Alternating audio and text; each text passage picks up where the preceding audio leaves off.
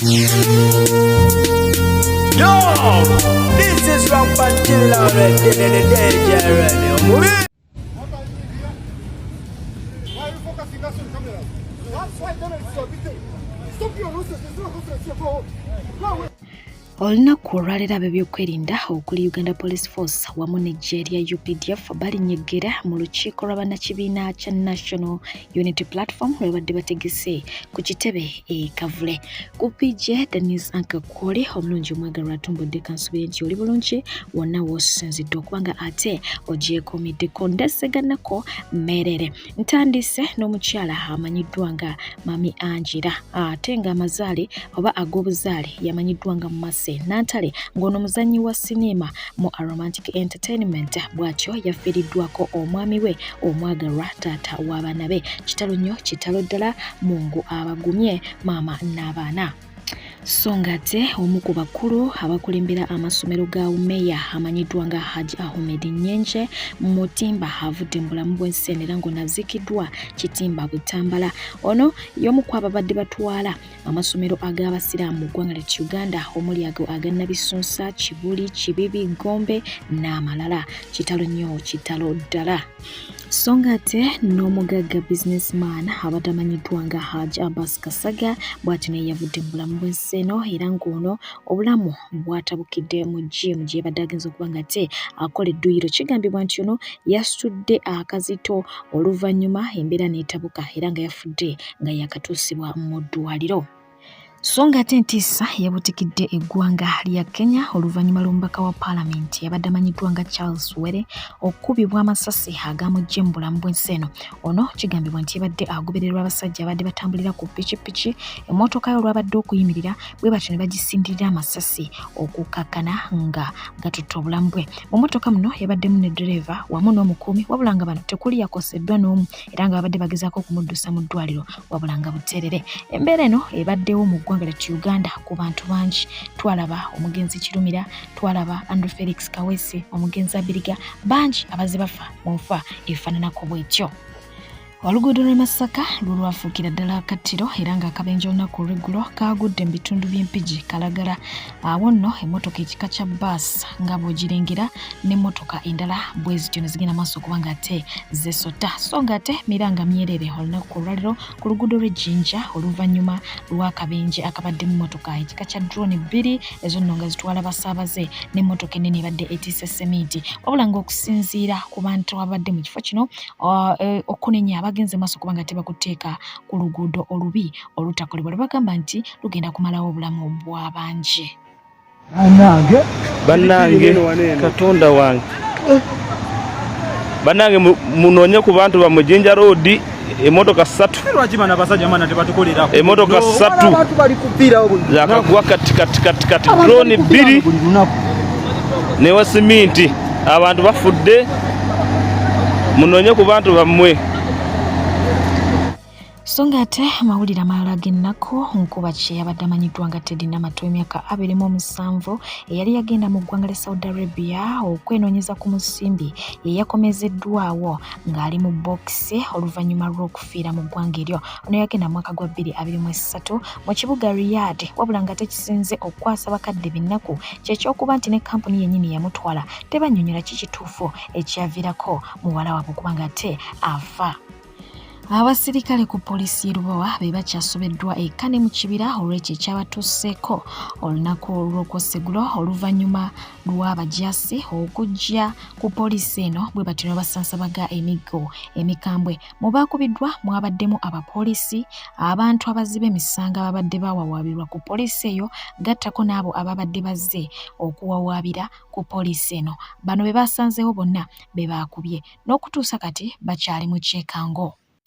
Amangu ddala ng'ebyo bimaze okubaawo munnamawulire amanyiddwa nga Sylvia Ruhanga yavuddeyo n'agenda maaso okuba ng'ate azinamu guddigudde akatonotono awo n'abawandiikira n'abagamba nti ekyatuuse ku bapoliisi ku poliisi y'Erubowa ekyokuba nti baakubiddwa ab'eggye lya UPDF ekyo kyennyini kye kitera okututuukako ffe bannamawulire bwe tukubwa abapoliisi singa tuba tugenze mu field era n'ababuuza nti kati muwulira bw'otya bwe kiwulikika obubi. Ate ye munnabyabufuzi okuva e Kakomero amanyiddwa nga Babiri Gorigori bw'ati anyiga biwundo oluvannyuma lw'okusumatuka okufiira mu kabenje. Omukyalo ono ayagala kugira mu kibiina kya NUP era ng'ayagala kudda mu bigere by'omubaka Nabbanja ku bwa MP bwa Kakomero District 2026.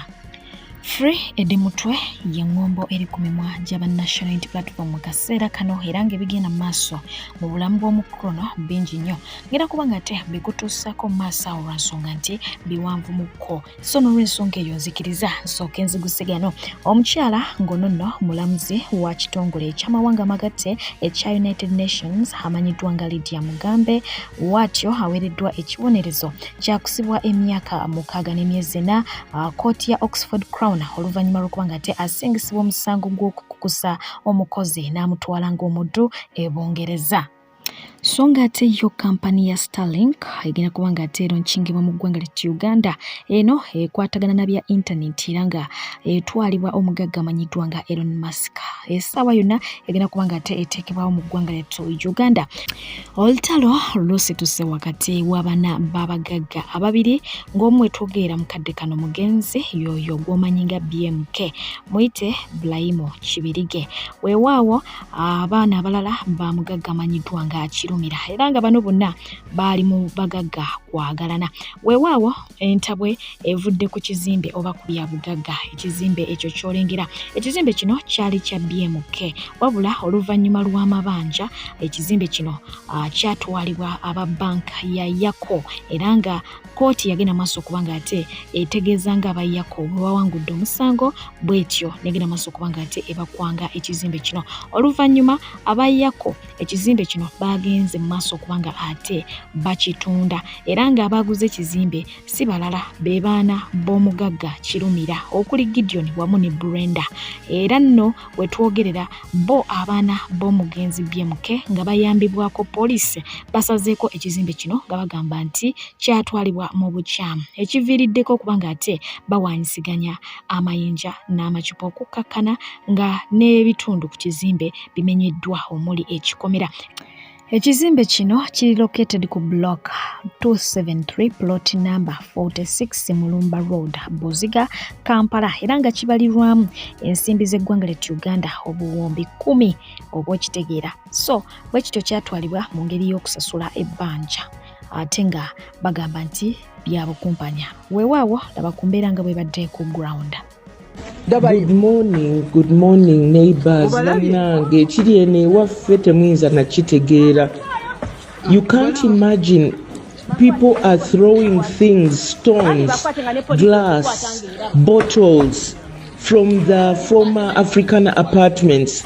The new owners are behaving like hooligans, real hooligans. Instead of working things amicably, now we are at risk. We cannot even pass on the road.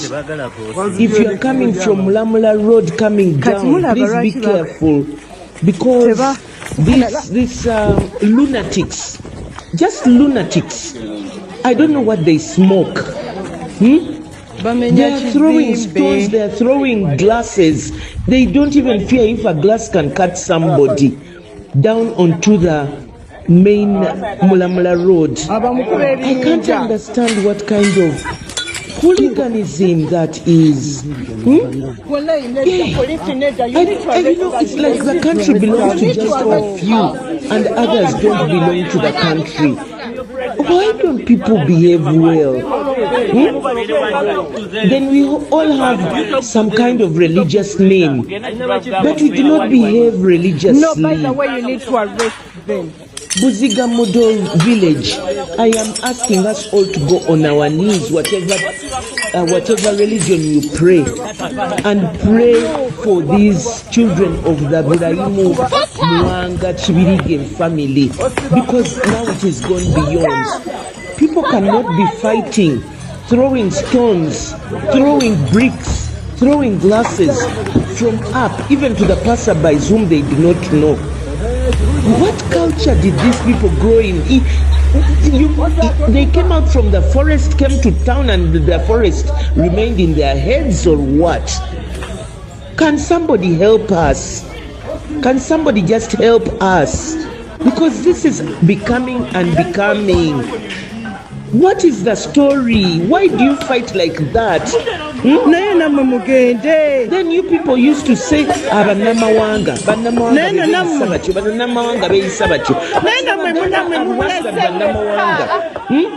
These are pure Baganda and they are behaving like lunatics. They are behaving like they didn't go to school. They are behaving as wild as animals. Can somebody help us? Because this is too much. Too much.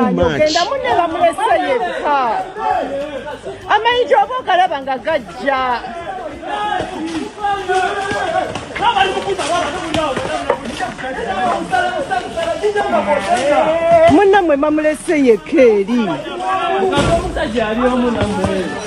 Mugende.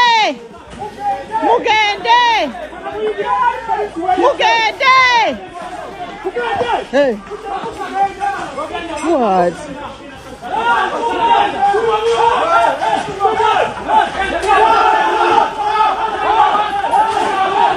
Oh no, we're going to Peter.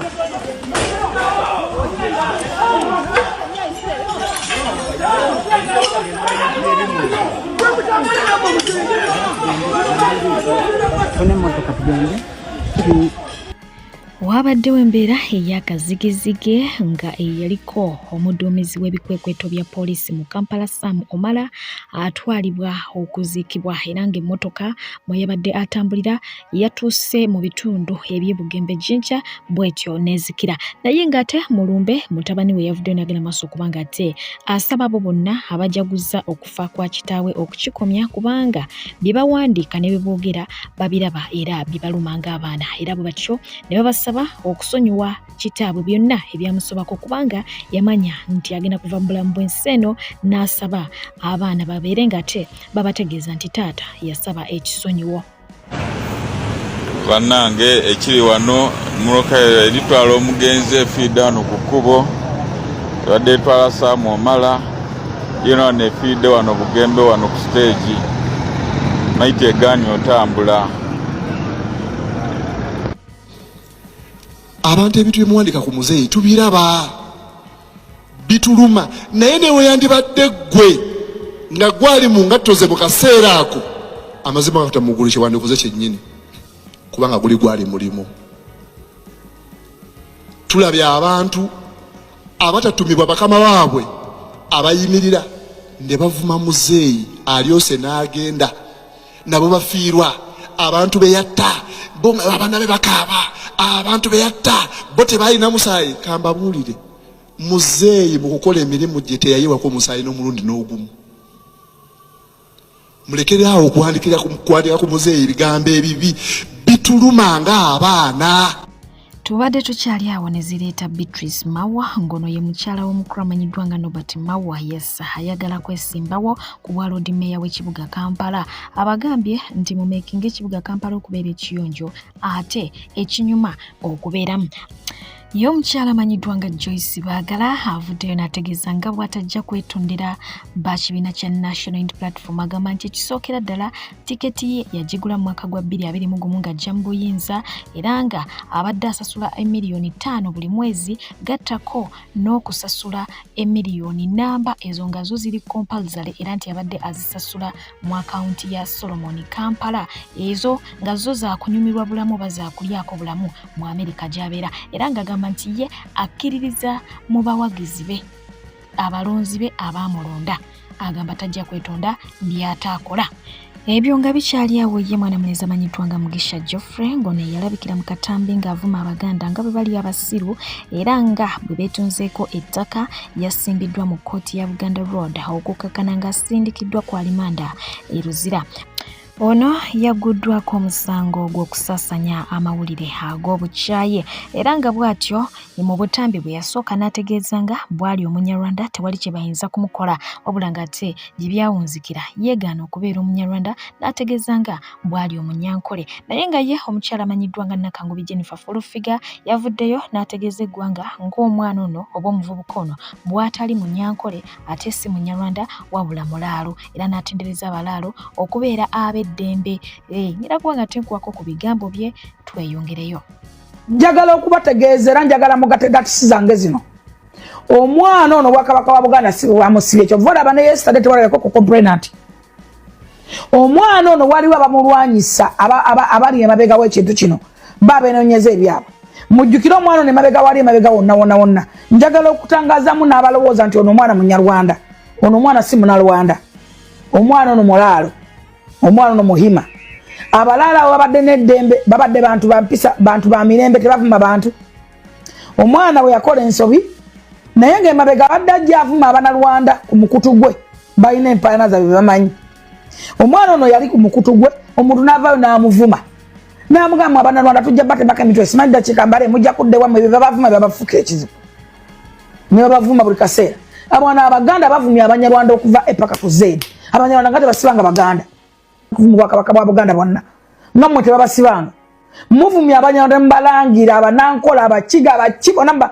mubavumye ne mubavoola ne batoto balaba ate ebivumo era singa abantu abo sibagumiikiza nnyo bandyetuse n'okwekyawa kubanga balina ebifo binene mu gavumenti balina ebifo mu mapoliisi naye muvumya abanalwanda ne muvuma abanankole ne muvuma abalaalo muvumya abahima nga bo tebabasibanga.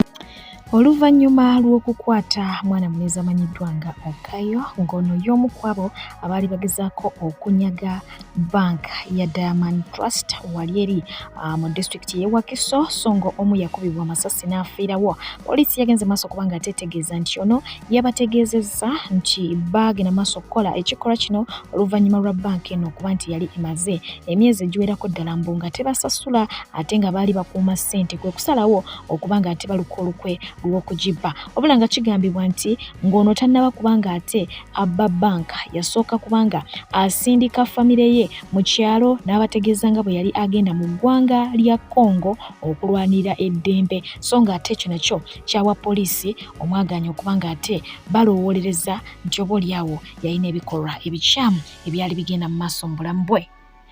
Ate bwe tuddako mu ggwanga lya Burkina Faso, pulezidenti waalyo omukulu amanyiddwa nga Ibrahim Traore ayongedde okuba nga ate akolera abantu bye ebyewunyo emabega kaawo yagenze maaso okuba nga ate ahandinga over 15 mobile clinics nga zino nno zituukanye n'omutindo za kubayambako mu byobulamu naye nga omukulu amanyiddwa nga Donald Trump yali yamuyita abeere nga ate amukyalirako mu ggwanga lya Amerika bawayemu wabula ng'omukulu n'ekyewunyisa yagaana okusaba kwa Trump era n'ategeeza Trump nti ye ali bize nnyo akolera bantu be talina budde bwa kuzunga. Kinajjukira nti ne wano mu ggwanga lya Uganda yali wakujja sinkana omukulu Yoweri Kaguta Museveni wabula nga ate tekyasoboka so nga ate agaliwo oba agazze gaberawo ge gwokuba nti bagudde mu lukwe lw'omusajja ono okwagala okumujja mu bulamu bw'ensi eno era nga kino kyaviiriddeko amawanga ga Africa agawererako ddala okutandika okuba nga ate geekalakaasa nga bagamba nti baagala omuntu waabwe abeere n'eddembe kubanga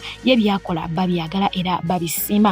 Bangi baavudde ne bagenda maaso okuba nga ate bategeeza nti ono asaana kubeera pulezidenti wa Africa yonna so si nsi ye yokka kubanga asinga abakulembeze ba Africa abasinga obungi era nga amawanga mangi galabiddwako nga gali ku streets ez'enjawulo wamu ne bakaddugala mu nsi ez'amawanga ag'abakyeruppe oba okitegeera. So mu mbeera efaanako bwe tugenda kuba nga temutuusako abantu b'enjawulo abageze maaso okuba nga ate bagamba nti twagala omukulu ono asigale nga mulamu so nga ate waliwo n'agagambibwa nti babadde bawadde omu ku bakyalibe batambula nabo diiru ey'okuba nga ate amutta wabula nga tasobodde kuba nga ate akikola era nga bwe babimutumye n'ensimbi ze bamuwadde bw'ati bwe yadda n'abeera nga ate amutegeeza nti batumye enkutte ne zino ssente era bwe bati bagenda maaso okuba nga ate bazikozesa. Genda kuba nga nkutuusaako abantu b'enjawulo nga bwe nkutegeezeza abagenzi maaso okuba nga ate beeyunga ku mugendo guno ogw'okugamba nti omusajja ono alina okubeera n'eddembe lye. Solution is not to take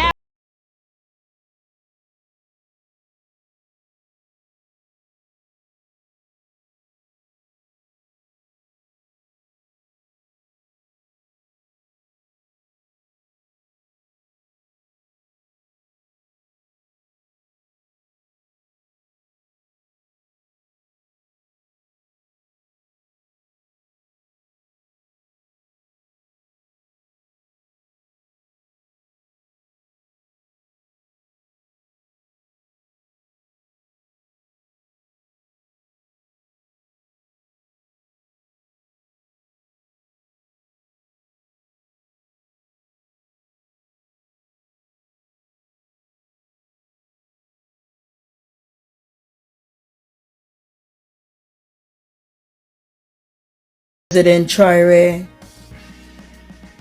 I am from Jamaica and I am praying for you.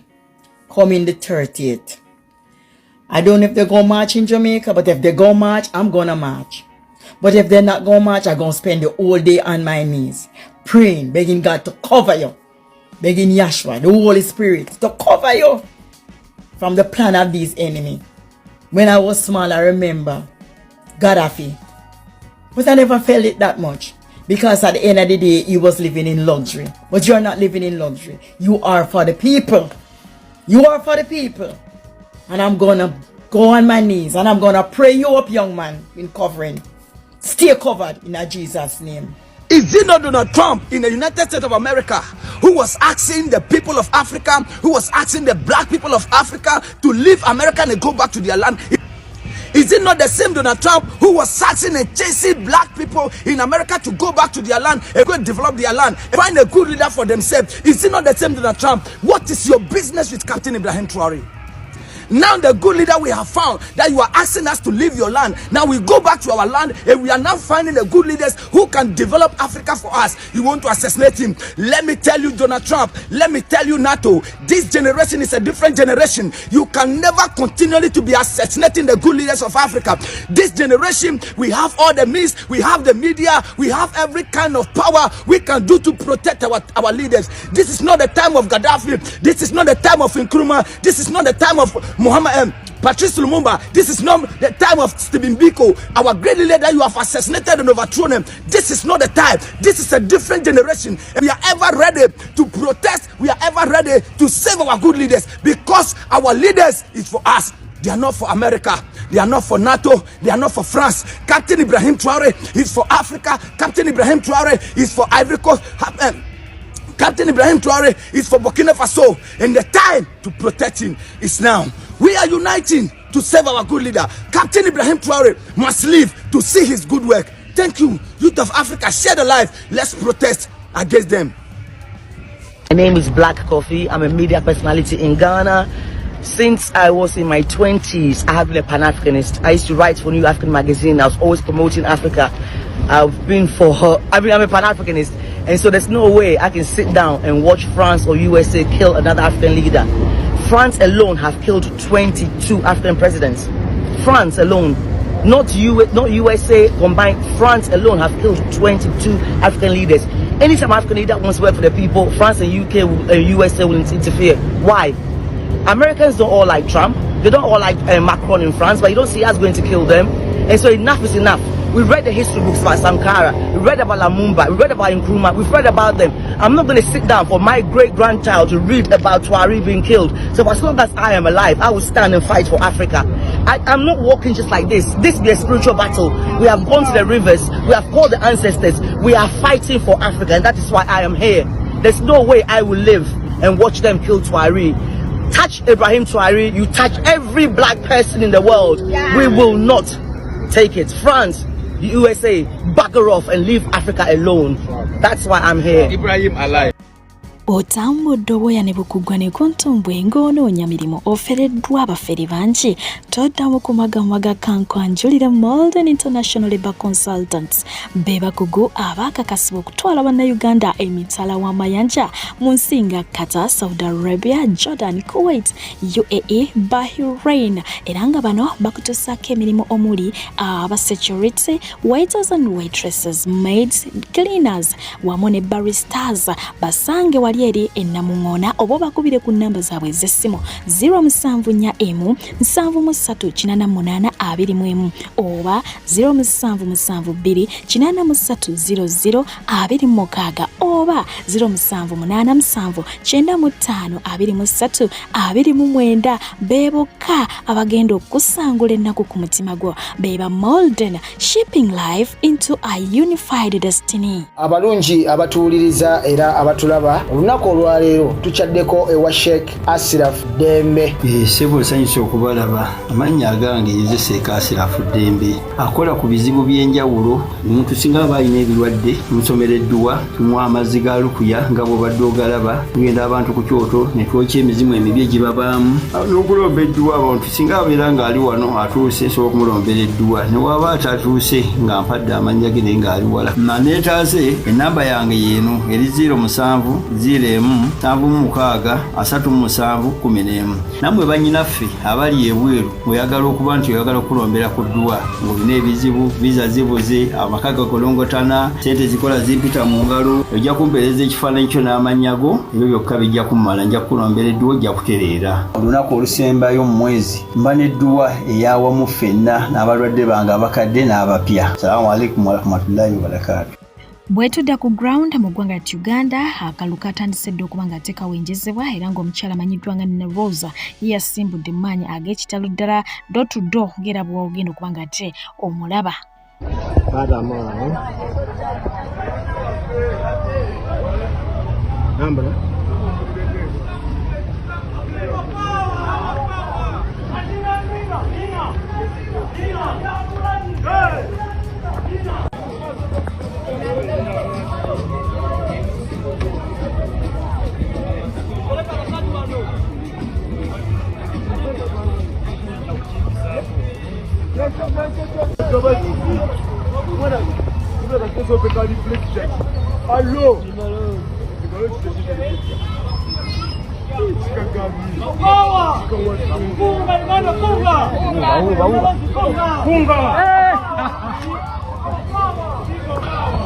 Alien Skin mu ggwanga erya Kenya eyo gye yasangiddwa okuba nga ate abuuzibwa ku bibuuzo ebikwatagana ku ggwanga lye Uganda, ku ggwanga lye erya Uganda.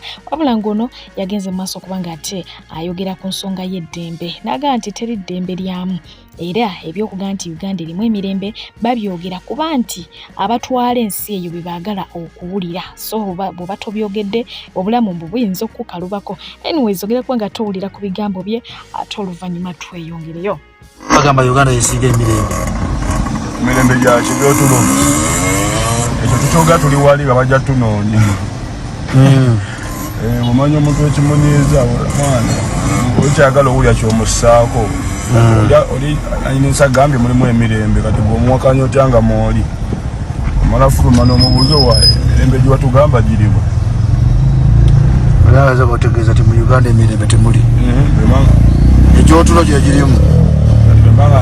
Bwembanga nga ndi upcoming wa Kenya nga ndi kuvuga Lexus lwe naafuuka sitawa mba ngenda kuvuga ki nga Uganda wenabeera upcoming ate nali nvuga Mad Max. Onfuna oba nkufuna bijja kumala batandikiraawo ebisigale tujja bawayo ku mboozi enkambwe just kanoka nengovugonvu katonda bw'anaaba ayagadde naye nga tolina bigambo bigonvugonvu byonna bikaawo bukaawo kati kyenkoseza ekikambwe otulo olagamba nti mu Uganda balibonabona bebase bwebasi olagamba nti mu Uganda twebaka bwebase n'ebintu byatambula dda tuli wala anti kati abakulembeze bagenda bakyukakyukamu baba ne challenges ezaki ez'enjawulo oli ajja kubuuza waayi omusajja gundi akola bw'ati ne Kenyatta n'akola bw'ati ndi utandeseewo kino kale mwekyalenjinga ndeseewo ki okitegeera neffe omukulembeze waffe akoze byakoze naye kali eggwanga yali gereka oba yali etegekera ng'ensi ey'obukadde.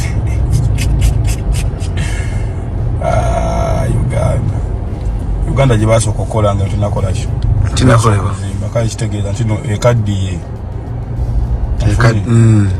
ekaddiye ate ekaddiye n'emboozi zayo nga bw'omanya omwana bw'omanya emboozi z'omwana ng'akoze ne jjajjaawo balaba. Oluvannyuma lw'okukyazibwa ku Ssanyuka TV ye Katikkiro wa Buganda Charles Peter Mayiga yagenze maaso okuba nga ate alumiriza ab'ekibiina kya National Unity Platform okumukaka okuba nga ate ategeezanga bwe baawangula akalulu NRM ne Kababu B. UP okulonda bwe kwaggwa ne bantekako akazito nti nangirire nti akalu bakabye nti no NUP yawangudde era nti no abantu bagende bekalakase bajjeyo obuwanguzi bwabwe. Ongamba otyo okulangirira ebintu ebyo nze mbala obululu nze owakakiiko k'ebyokulonda genda mu bwakaki oba bakubye gende w'omulamuzi bya Mukama yategeka okulonda Katikkiro yategeka okulonda kati saabirangirira ebyo ebyokugamba nti mugende mwekalakase tujjeyo obuwanguzi bwaffe ne bagamba oyo mulaba w'NRM mulaba akattu kendi nga bwe nakutegeezezza nti nja kuwunzika n'ensonga oba n'emboozi y'omukulu amanyiddwa nga Eddy Mutwe olw'ensonga nti mpanvu muko ntandise n'akakiiko akalwanira eddembe ly'obuntu aka Uganda Human Rights Commission kano nno kawandiikidde omuduumizi w'eggye erya UPDF General Muhoozi nga kamulagira okutta Edward Rogers Ssebufu gwe gumanyi nga Eddy Mutwe mu bwangu ddala kubanga okumukwata tekyakoleddwa mu mateeka. Kino kyaddiridde oluvannyuma lw'omukulu amanyiddwa nga General Muhoozi okubanga ate avaayo ne yeekakasaako oba ne yeewako obujulizi nti yalina omukulu amanyiddwa nga Eddy Mutwe era n'ategeeza nti amukuumidde mu basement ye agezaako okuba nga ate amutendeka olunyankole. Bw'atyo yakozaawo tweets nnyingi sisiyinza kuba nga ate nkusomera kumalayo kumukumu nga bw'omanyi ebintu bye naye ng'agezaako okuba nga ate yeewaana nti yalina Eddy Mutwe era n'ategeeza nti bw'anaaba mumaliriza ajja kukima mukama we Robert Kyagulanyi Ssentamu gy'abeera akola ki amanyiyo bulungi ate oyo ye bw'anaamukwatako tajja kumusalako birevu agenda kumumwa bitundu bya wansi. Bw'atyo bwe yategeeza bingi byayogedde. Kaakati nno ensonga eno egenze n'ekubibwa mu mawulire worldwide era nga n'amawulire aga BBC gagenze maaso okuba nga ate gajjogerako wabula amangu ddala ng'amaze okuba nga ate akiraba. Bw'atyo yavuddeyo nabo n'abaanukula ba BBC n'abagamba nti ye ddala kituufu nze ayina Eddy Mutwe era nze ayina n'abantu bammwe abaafa okuli ba Michael Jackson ba Tupac n'abalala. Bw'atyo bwe yategeezeza. Kaakati eyo sigenda kuba nga ate nkulwisaayo ye omukyala amanyiddwa nga Baby Itongo Kyagulanyi yavuddeyo n'agamba nti when leaders become misleaders and mentors become tormentors, when freedom of expression becomes a target of suppression, opposition becomes our position. President Kyagulanyi Ssentamu Robert bw'atyo bwe yategeezezza. Kantu kali simple nnyo naye nga tekakola amakulu mangi. Ye omukyala amanyiddwa nga Azaawi ku nsonga eno yavuddeyo n'agamba nti kyonna kye kiri kijja kugwa. Tukkiriza nti Mukama Katonda gy'ali alaba ate buli kimu kibaako n'obudde bwakyo. Omukulu amanyiddwa nga Frank Ntambi ye yakyeberedde yakabidde ku mukutu bwe yabadde live ku YouTube yasanga agamba nti Eddy Mutwe musango ki gwe yazza Uganda omuntu akyayinza kugibeera mu mirembe ddala ki kye twazza era ki kye twatwala ekya NRM oba ekyabo abafuga eggwanga Uganda tukibaddize tusobole okuba nga ate tubeera n'emirembe gyaffe. Ye byamususeeko n'abikaabiramu. Kaakati waliwo abavuddeyo okujaguza nga bagamba nti aba NUP bajaguza nnyo oluvannyuma lwa Alien Skin olw'ebyo ebyamutukako we yali agenze eganga ne bagamba nti kakati nammwe kamukiwuliremuko nga kibatuseeko. Omukulu amanyiddwa nga Eddy wa Good Life yavuddeyo n'abaanukula. Bantu bangi abavuddeyo kuba nga ate boogera ku nsonga eno era nga natandise obbakuwa siyinza bamalayo wabula nzikiriza nja kuba nga ate nkutuusaako 2-3 tukiteeraawo. Mbadde pije okukuweereza lwaki neddata kumira mpeera zigali nga kunkumidde beera bulungi for now weeraba. Waliwo bendabye basanyuse Eddy Mutwe bamukutte ezo video muziraba bamukwate naffe bonene mwasanyuka nga bakutte owaffe bamukwate ono Eddy Mutwe no gwe bakutte mumulaba talina musango gwa kuba muntu talina musango gwa kubba ssimu talina musango gwa kutta kyaliwe oba musango gwa kutta mumpulira Eddy Mutwe talina musango gwa kubba ssimu talina musango gwa kuba muntu talina musango gwa kutta kyaliwe oba gwa kutta muntu yenna naye busikirira Eddy Mutwe kuba ku mutwe gunnengamba lengera enengalabi happy today. Nakola video recently nembagamba ekintu kyekimu ku muvubuka oli yali avuddeyo ng'avuma Buganda ng'avuma Abaganda ng'avoola Ssaabasajja And Wamushana has said something similar to that. Agambye nti Hutus were conditioned to hate Tutsi and fell into the trap. Millions of Hutus perished in DR Congo. Baganda getting trapped into hating Banyankole. They will face the Bakonjo fate. That is Wamushana. However, Nsigalancha is insisting that chigenda sobola kubeerawo. Group y'abantu abatono betumanyi tebagenda ku influencinga region emu kukyawa region endala tekigenda kubaawo kubanga Uganda ina eli blessed in this way. We are totally integrated. Kitegeeza ki nze sigenda kukyaba Abanyankole oba sigenda kukyaba abantu bava mu west kubanga nina Abanyankole bangi nnyo abankoledde ebintu ebirungi aba mu mikwano gyange abasinga Katonda bayiseemu okublessinga obulamu bwange. Kati gwe omuntu omu akola ebikolobero byo nga gwe ebikolobero byokola ne human rights abuses okola zikwataganira wananga okukyawa omuntu omulala, mukoddomi wange, mukwano gwange, kizibwe wange, nga ntandikirawo okumukyawa kubanga gw'otulugunya abantu newankubadde newuva noba ng'otagetinga Baganda bokka. Nze sigenda kukyawa bantu bava mu region eyo lwaggwe, and that is what is going to happen. Newankubadde mwewala nnyo mwagala nnyo okulaga nti bye mukola mubikola to the benefit of that region. We all know mubikola to your own benefit. Ate bye mukola tebinyigiriza Baganda bokka wabula binyigiriza eggwanga lyonna. Cause we tugenda okunoonya emirimu buli omwajja, everyone from every region. Northerners are struggling with jobs. There are no jobs. Fena tu graduatingira mu masomero gegamu. Fena tuweerera abaana school fees. Tugula amaduuka mu bifo, tugula ebintu ku maduuka ku bbeeyi emu.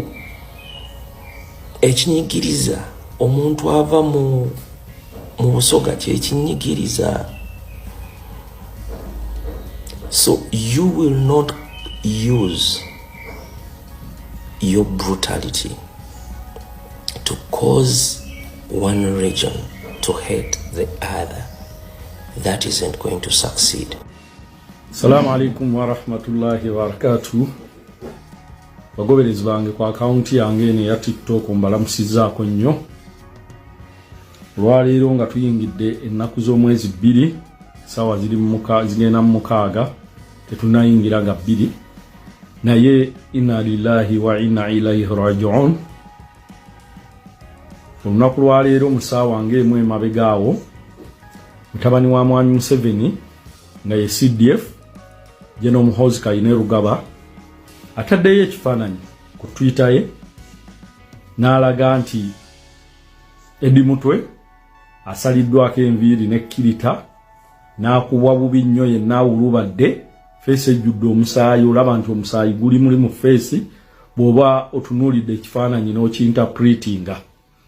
Naye obubaka bwange bugenda eri mwenna abalwanyi ti ebikolwa ebiri mu kukolwa ku Eddy Mutwe bikoleddwa ku bantu bangi abatalina bwogerero n'ababuyina. We twogerera Akireewo Kivumbi, Gaddafi, Smart n'abalala bali mu makomera. Muganda waffe John Bosco Kibalama yetalabikako emyaka 5. Tewali amanyi gyali okuva lwe yakwatibwa. Kati ekikoleddwa leero okufulumya ekifaananyi ekyo temulowooza nti bakifulumiza just for just. Bakifulumiza okukanga gwe nange aboogera ku nkyukakyuka ku bikolobero ebikoleddwa gavumenti yaabwe byetukozeeko bibatutuusizzaako. Naye bwe munaaba abatiitiizi eggwanga lyaffe ligenda kukulemberwa lityo lifugibwe family rule nga bufuuse bwakabaka mpaka. Bwe tunaayimirirawo nti bwe bakwata ku Eddy ffe twogera, bwe bakwata Makolo gw'oyogera, bwe bakwata Akireewo ffe twogera, bwe bakwata Gaddafi tusigala twogera, nga bwe bakwata John Bosco Kibalama ne balowooza nti tunaasirika. So ffe tugamba wiponi yaffe esinga obukulu kwe kwogera. Ye wiponi ffe gye tuyina ne kamera eno gye ntunuddemu. Kati gwe wenna agiraba naawe ali eyo alowooza nti tebikwatako, ntera obbagamba nti eno gavumenti bagiyita ekiri atabaala, kyekirya n'asigadde ewaka. Na bwe kityo gwalowooza tebikwatako, weerinde kijja kutuukako oba kijja kutuukako w'oluganda we, era obulumi bukutuukeko. Ekyokubiri, obubaka bugenda eri Mwami Museveni ne mutabani we bwe bafrontinze embeera eno ey'okututulugunya nti Uda Hussein mutabani w'omugenzi Saddam Hussein yakola effujjo erya buli kika mu Iraq, naye envaako gye baavaako ne kitaawo okufa ffenna twagiraba. Saif al-Islam era ebifaananyi njabbi bateerawo, mutabani wa General Gaddafi, Muammar Gaddafi yakola effujjo erya buli kika, naye tugamba aina huwa baliwa nammwe ekiseera kijja kutuuka kuba muzadde abaana abakyala mubawasizza. Bwe muba mulowooza nti okuba mu buyinza, okuba ne ssente, kuba n'abakyala, okuweerera abaana bammwe mu masomero ag'ebbeeyi na buli kirungi nga mmwe mukirina, mmwe muvuga emmotoka ez'ebbeeyi, mmwe musula mu mayumba ag'ebbeeyi, muyina kumala kututulugunya, mbasaasidde ne mbasekerera. Ffenna olugendo luli lutya lwa kusinkana mutonzi waffe, teri walala. Kobe gwe alina amaanyi ag'ekitale essaawa eno ataddeyo ekifaananyi kya Eddy Mutwe ku Twitter yo Mwami Muhoozi, n'ogamba oli mumuyigiriza mu Lunyankole, ali wansi underground omuyigiriza Lunyankole. Twebuuza nti bwe buli kyanga bataddeyo kikyo ekifaananyi, kuba nalwo lusobola wadde olaba nti tekisoboka. N'olwekyo message yange egamba ki? Egenda eri mmwe bwe tuli mu bato ey'okukyusa obukulembeze, kuba njagala ntegeeze General Museveni ne mutabani we ti entebe eyo gye mulimu tugyagala era tujja gibajjamu. Bino byonna kabitukoleeko, abalala abanaasigalawo waakiri bajja gituulamu, naye ng'entebe tugyetaaga. Kuba ekikoza bino mukitegeere nti batiisa buli muntu alina okuvaayo n'eddoboozi okwogera. Ne beerabira nti bo bwe banyiiga Mwami Museveni ku mulembe gwabwe ogw'obuvubuka bwabwe, baakwata ekkubo ne bagenda mu nsiko ne batta abantu 7,000. Ffe tetunatta muntu n'omu lwakwagala buyinza, twogera bwogezi na kukozesa brain. Naye bo baakwata ekkubo ne bagenda mu nsiko ne batta abantu, naye kati okubajja mu buyinza nga twogera bwogezi balaba kibi nnyo era tetusaanira, balina tukola ekyo kibakoze Eddy Mutwe.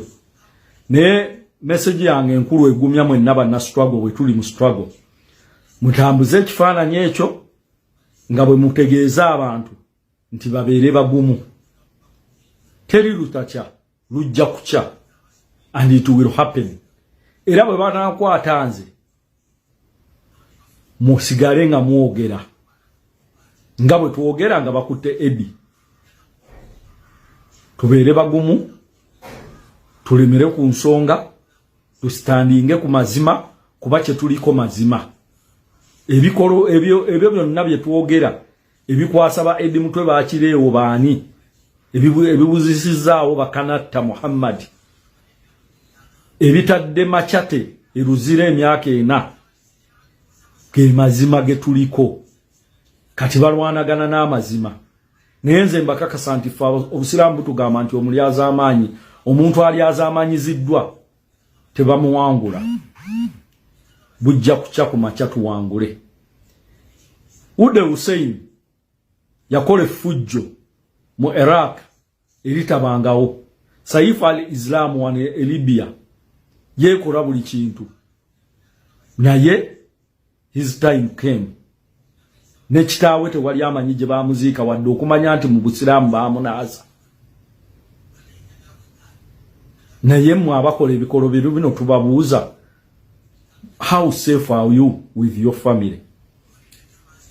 Era nze neewuunya nnyo abantu abagamba nti abantu bano ng'afudde oba ng'akoze eki, mutugambe tuteekeyo embeera esaasira. Tusaasira ki ku bikolobero bino? Wallahi tunuulira Eddy Mutwe bw'afaanana, feesi yonna, omubiri gwonna. Naye tubagumya ba comrade, tusonga embeere. Mu lutalo omujaasi omu bw'afa, abasigadde musonga mbeere. Bwe tunaabaffe, abali baawo muli tuteeka mu bitabo, mulirabirira famire zaffe, muligamba abasajja baayimirirawo katubeeko kye tubayambira abaana. Abaana baabwe bayambe famire. Naye nga kibi nnyo trend gye mukutte. Oyo yenna alowooza nti ekifaananyi kino bakitaddeyo by coincidence, fumiitiriza, bakitaddeyo lwa nsonga. Naye tubakakasa tirujja kucha insha Allah. Ate entebe tujagala. Kirizagana. Assalamu alaikum wa rahmatullah.